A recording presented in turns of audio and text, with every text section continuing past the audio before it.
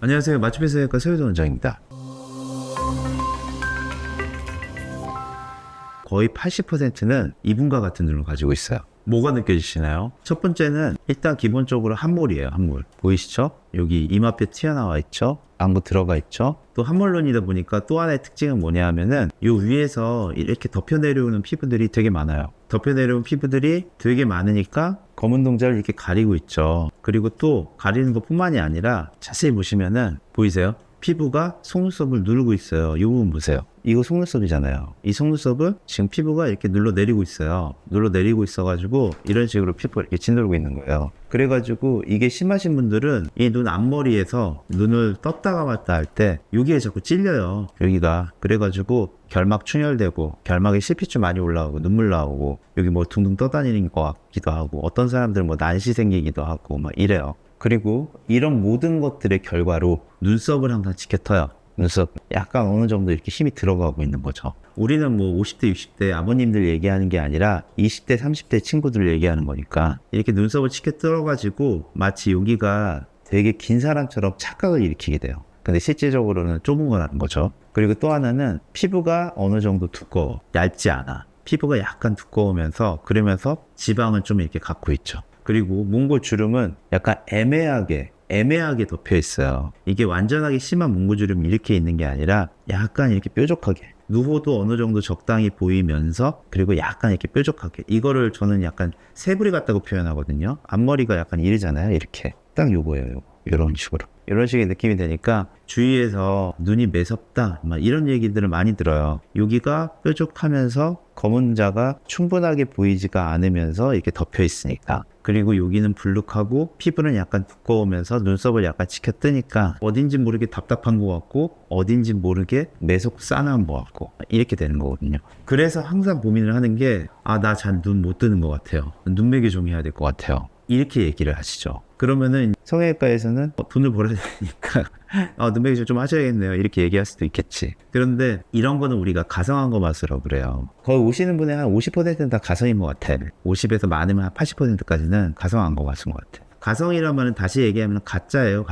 가짜한 거 맛이에요. 이게 밑에 이렇게 덮여 내려와가지고 검은 동자 가리니까 눈을 못 뜨는 것처럼 착각을 일으키는 거죠. 이런 분들은 눈매 교정을 많이 하는 거는 오히려 독이 돼요. 눈매 교정 많이 하게 되면 눈을 이렇게 부릅뜨게 만들어야 되거든요. 그러면은 눈이 부릅뜨게 되면은 얘가 더 떨어져가지고 더 덮여요. 그래서 안 돼요. 하지만 눈매 교정은 살짝 해줘요. 이게 무슨 소리냐. 눈 잘 뜬다면서 근데 왜 수술할 때는 왜 약간의 눈매 교정을 하는 거니? 이렇게 물어보시잖아요. 이건 순수하게 미용적인 목적으로 눈매 교정을 살짝 하는 거지 이 친구가 심각한 안검하수가 있어가지고 무조건 눈매 교정 안 하면은 너의 눈은 시원스럽게 안 돼. 이렇게 얘기하는 게 잘못이라는 얘기예요. 이번에 보내주신 사연의 내용을 볼까요? 항상 함몰눈이 심했던 것 같고 눈 위에 피부가 늘어져서 답답해 보인다. 눈동자도 가린다. 그리고 눈이 또렷해 보이지 않는다. 그리고 원하는 게 눈을 좀 더 또렷하게 만들고 싶다. 눈매 교정을 하면 좋을지 궁금합니다. 근데 눈매 교정은 필요가 없어요. 지금 우리가 얘기하는 눈매 교정이 필요한 눈은 이 착각을 하면 안 돼요.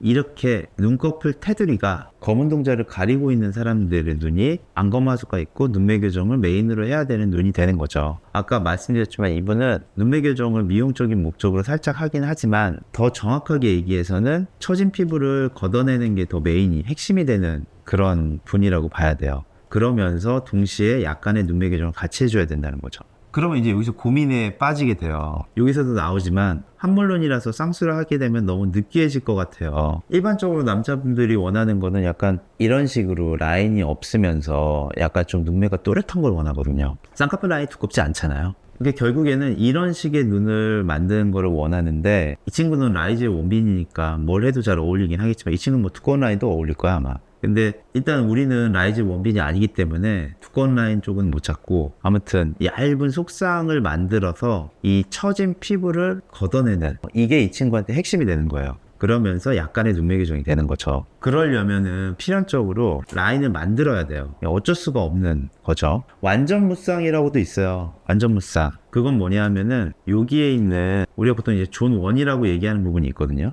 요거를 기준으로 해가지고 여기는 존 1, 뭐 2 막 이렇게 나눠요. 근데 이 여기에 해당하는 요 부위를 잘라서 없애버리는 거지. 날려버리는 거지 그냥. 그리고 난 다음에 뭐 안에서 하는 거 똑같아요. 뭐 눈매 교정하고 지방 뽑고 뭐 이런 거 다 똑같아. 다 똑같고 여기 쌍꺼풀 라인 만들지 않고 이거 당겨서 그냥 꼬매요. 그러면은 여기에 이런 식으로 흉터만 남게 되거든요. 그래서 이건 완전 무쌍이지. 완전 무쌍. 그래서 이렇게 하는 경우들도 있어요. 근데 현혹되시면 안 돼. 저도 무쌍 수술을 많이 하긴 하지만 현혹되시면 안 돼. 왜냐하면은 이 수술은 일단은 기본적으로 존 원을 날리기 때문에 되돌아올 수가 없어요. 돌아오지 못해. 아니 뭐 쌍꺼풀을 진짜 두껍게 만들었어요. 이렇게 두껍게 만들었어요. 이 두꺼운 라인을 심지어 절개를 했다고 쳐보자. 절개로 이렇게 두꺼운 라인을 만들었어. 근데 내가 이게 너무 싫어. 그러면은 어렵긴 하지만 여기다 이렇게 낮게 라인을 잡고 두 줄 따기 같은 거 해가지고 이 라인을 그래도 없앨 수는 있잖아요. 근데 이거는 피부를 잘라서 없애버렸기 때문에 되돌릴 수가 없어요. 여기에다 우리가 피부 이식 할 것도 아니잖아. 그렇기 때문에 이거는 되돌릴 수가 없다라는 거에 대해서 명확하게 인지를 하고 그래도 괜찮다고 하면 하는 수술이에요. 보통 제가 경험해 본 바로는 뭐 예를 들어서 뭐 10명이 만약에 남자 10명이 쌍꺼풀을 받는다 치면은 그 중에 1명 내지는 2명이 할까 말까 하는 그 정도의 비율이라고 생각을 하시면 돼요.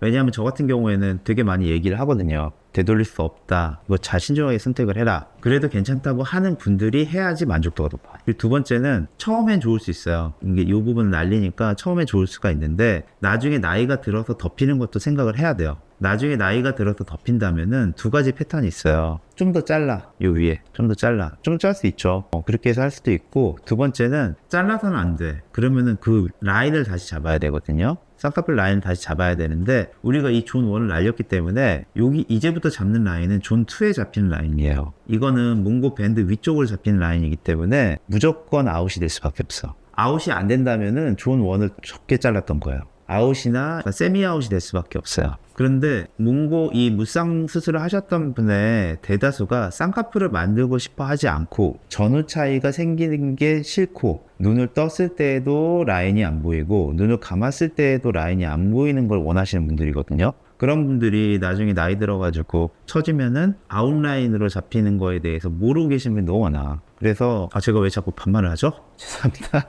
모르고 계신 분이 너무 많아요. 그래서 이거에 대해서 충분히 얘기를 하고 그리고 나서 내가 나중에 처지면은 그때는 이마 거상이라든지 눈썹 밑 거상으로 난 커버를 할 거야. 이렇게 얘기하시는 분도 있거든요. 그러면은 이게 제일 좋은 선택이 되지요. 그런데 그게 아니라면 일반적으로 그냥 쌍꺼풀이 너무 싫어서 그거에 대한 대피책으로 나는 무쌍수술을 할 거야. 이건 안 된다. 그 말씀을 드린 거예요. 다시 원래대로 넘어오면은 라인을 만드는 게 중요할 수밖에 없어요. 처진 걸 걷어내야 되니까. 근데 그 라인이 두꺼운 걸 원하지 않아요. 이런 거는 원하지 않는다는 얘기예요. 뚜렷한 걸 원하기 때문에 우리는 최대한 쌍꺼풀을 적게 보이면서 처진 피부를 걷어내는 그런 라인을 찾아야 되는데 대다수는 여기 보이실지 모르겠지만 여기 이렇게 몽고 밴드가 이렇게 있죠. 여기 주름이 이렇게 있잖아요. 여기 연결된 선 하나 보이죠. 요 선보다 살짝 아래에 있어요. 요 선보다 살짝 아래. 보통 우리가 뭐 3.5, 4.5mm 뭐 얘기하는 바로 요 정도의 라인을 잡게 되고 이거를 잡았을 때 본인이 너무 느끼해서 못하겠어 이러면 전 하지 말라고 그래요.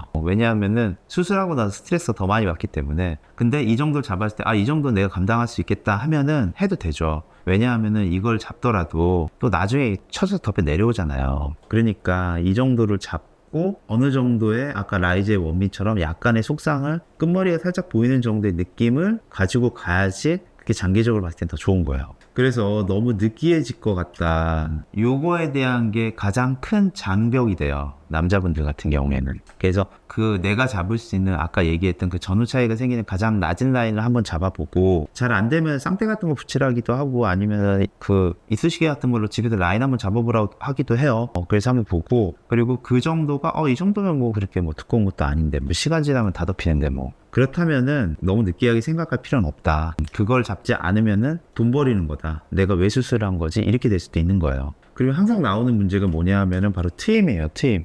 내가 좌우 길이가 길어지고 싶은데 여기가 길어지고 싶은데 트임을 조금 하면은 좀 더 길어지지 않을까? 이런 생각을 하죠. 그런데 몽고밴드가 심한 사람이 아니에요. 이렇게 덮여 있는 분들은요 무조건 앞트임, 윗트임 이렇게 좀 해가지고 트는 거를 추천을 하고요. 이분은 몽고 밴드가 심한 건 맞는 건데 이게 확 막힌 건 아니죠. 이분은 아까도 얘기했지만 이렇게 새부리 같은 이런 느낌이기 때문에 이런 분들이 오히려 앞트임을 많이 하게 되면은 이게 더 많이 생겨요. 그래서 더 뾰족해 인상이. 그래서 보통의 경우는 앞트임보다는 윗트임 위주로 여기 살짝 걷어내라고 얘기를 해요. 얘도 마찬가지로 이쪽 여기 위주 이렇게 살짝만 걷어내라고 얘기를 하거든요. 가로 길이가 너무 짧다고 앞트임을 너무 많이 하게 되면은 인상이 너무 매섭고 싸나워져서 좋지 않다.